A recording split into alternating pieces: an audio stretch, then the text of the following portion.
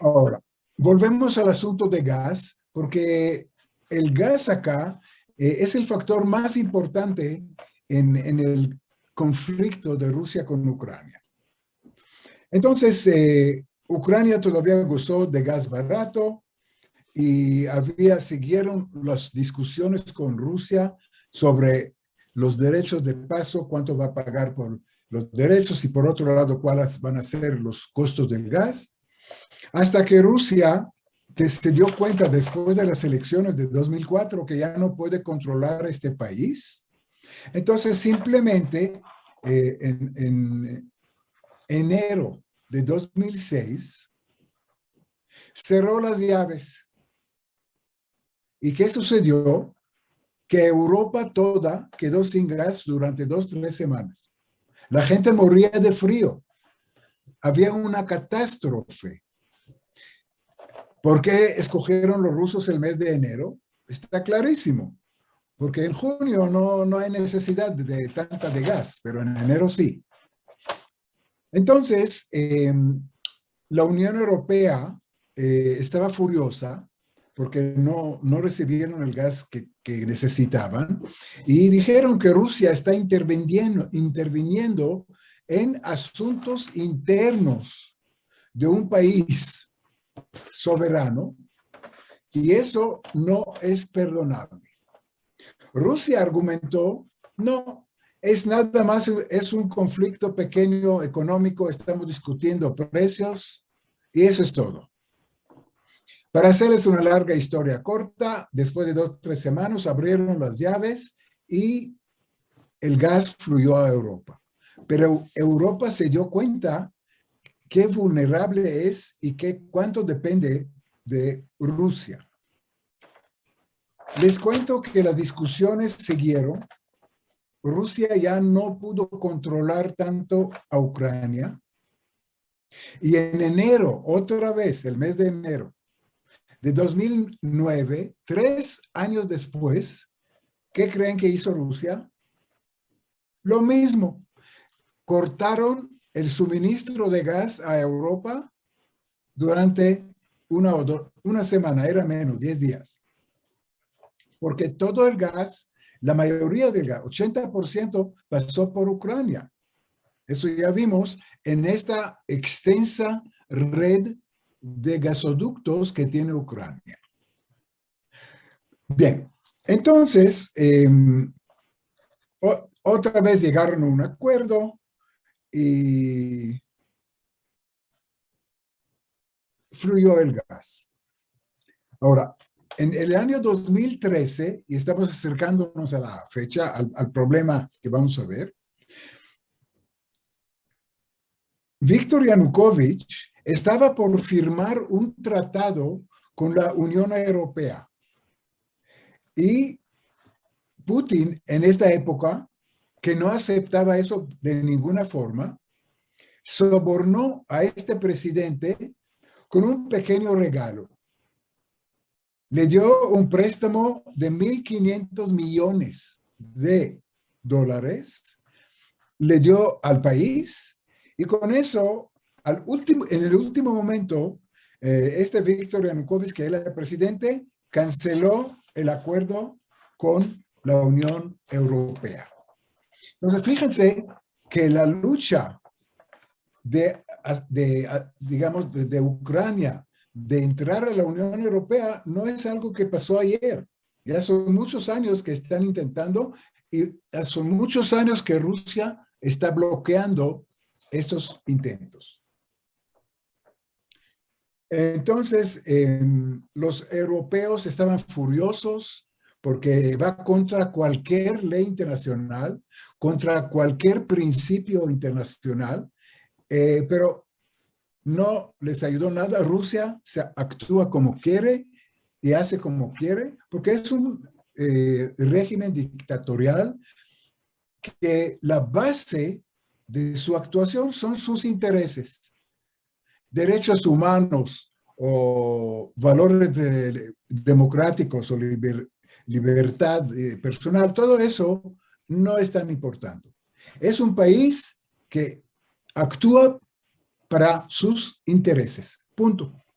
Y lo mismo China. A propósito, China y Rusia tienen mucho en común en ese sentido y por eso están tan cercas en estos días. Bien. Vamos a seguir ahora al problema de Crimea, porque eso es un antecedente y es una continuación de todo lo que hemos hablado, una continuación lógica. Primero, vamos a ver algo interesante. Aquí vemos un mapa de Georgia y vemos Rusia, ya les mencioné, en 2008 invadió con tropas militares a Georgia e instaló allá un gobierno prorruso, porque el gobierno de Georgia había también tendencias de acercarse a la NATO, igual como tenemos en Ucrania. Porque entonces,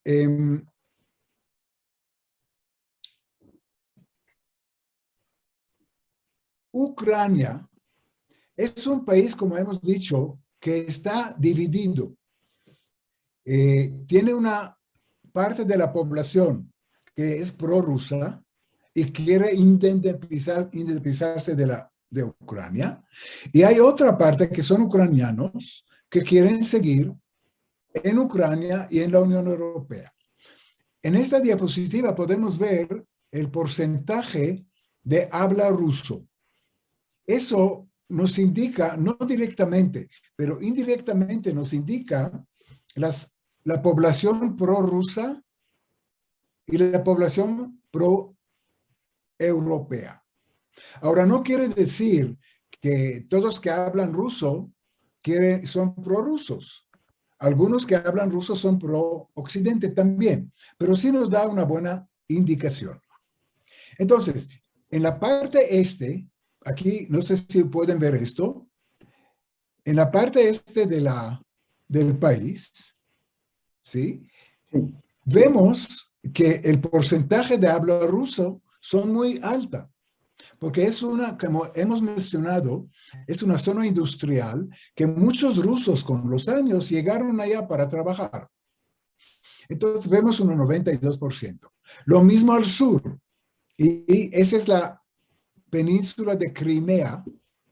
Toda esta parte sur y este de Ucrania, hay mayoría de gente de habla rusa.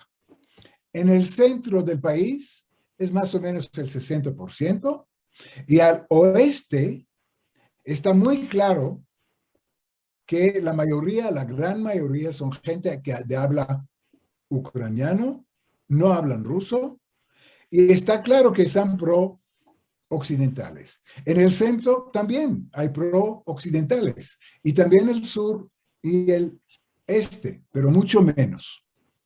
Entonces, esto es importante para entender que Rusia se está metiendo con aparentemente razones legítimas para ofender a los pobres separatistas contra los malos ucranianos que quieren oprimirlos. Y sabemos que es solamente una excusa, ¿no? Lo que realmente quiere Rusia son otras cosas. Bueno.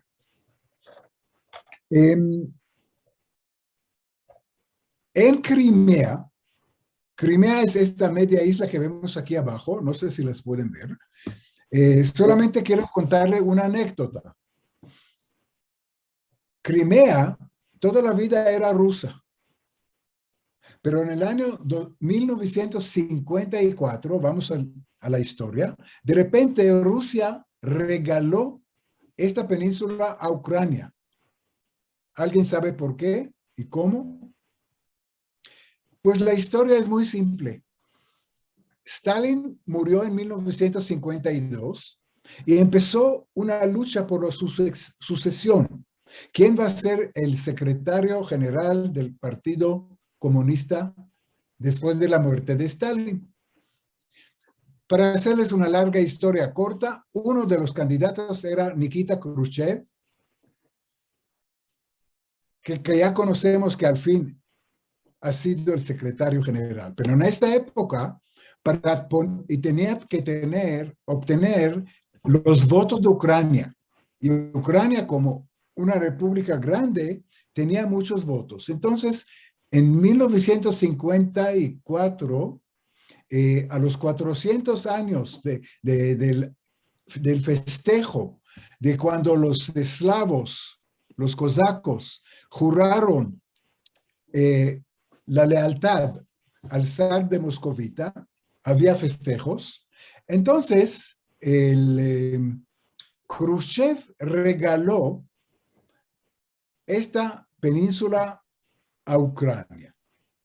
Y le salió bien porque realmente votaron por él y realmente ha sido después el secretario general del régimen comunista. Pero esa es solamente una anécdota. Volviendo a Crimea, en 2014, en marzo, de repente aparecieron en Crimea personas paramilitares. Era el ejército ruso, pero estaba disfrazado de milicias y paramilitares para proteger otra vez a la población rusa en Crimea. La segunda etapa era hacer un plebiscito para preguntarle al sabio pueblo qué quiere. Y imagínense cómo salió el plebiscito. 86% de los sabios ucranianos de Crimea votaron por anexación a Rusia. Claro que todo era una farsa, pero eso es lo que hizo Putin. Y al momento que el pueblo de Crimea votó a anexarse a Rusia, Putin no tenía otra alternativa sino anexar, aparentemente, anexar a Crimea a Rusia. Y eso es lo que hizo. Ya tenía a gente adentro, ya tenía todo programado y Crimea pasó a ser rusa otra vez. A propósito, para Rusia, Crimea es muy importante por el único puerto que tiene Rusia para su armada, que es navegable durante 12 meses al año, es el puerto de Sebastopol, que está en Crimea, por el clima que está mucho más cálido que en todos los puertos bálticos que tienen ellos, y durante el invierno son inavegables. Entonces, la razón oficial era proteger a los pobres rusos de sus hermanos ucranianos, pero eran los intereses de Rusia de recuperar esta península que era siempre de ellos. Y así entraron a Crimea. Pero no era solo eso. Al mismo tiempo, fíjense en la diapositiva. Aquí vemos abajo a Crimea. Entonces, ya una vez conquistada o anexada más bien, Crimea a Rusia, en la región que ya mencionamos, que es al este de Ucrania, de Donbass, es una región industrial, hay mucho carbón, hay mucha industria, etcétera, etcétera. Donetsk, aquí hay una ciudad muy importante que hoy día hablan mucho de ella. Los rusos entraron ayer de noche a Donetsk. Pero estoy volviendo ahora a 2014. Los rusos aparecieron paramilitares en toda esta zona de Donbass para apoyar y salvar a sus hermanos rusos que quieren anexarse con Rusia. Y empezó una guerra civil terrible y sangriente. Ustedes todos vimos en la televisión los destrozos de casas, de pueblos, de ciudades. Era horrible. Les cuento que murieron 14,000 personas, nada más, en esta guerra civil, en esta zona, entre los separatistas y los ucranianos que querían, no hay ninguna razón de separación, según ellos. También les cuento, ustedes acuerdan que los separatistas, los que prorrusos, confundieron un avión de pasajeros de Malaysia Airlines con un avión militar de Ucrania y simplemente lo derribaron. Y era un avión de pasajeros, murieron muchos holandeses, muchos europeos, casi 300 personas murieron. Entonces, no eran muy adiestrados en los sistemas de utilización estos misiles que a propósito les dio Rusia y derribaron un avión civil. Acuérdense del escándalo mundial que pareció. Bien. Entonces, esto es el capítulo de Crimea. Ahora, claro que el mundo, cuando ve actualmente la situación, la misma situación que Rusia invade Ucrania y todo, y ya tienen los antecedentes de 2014 en Crimea y en Donbass, y en Georgia, y en otros países, saben exactamente lo que va a pasar. No es novedad. Rusia actúa en la misma manera.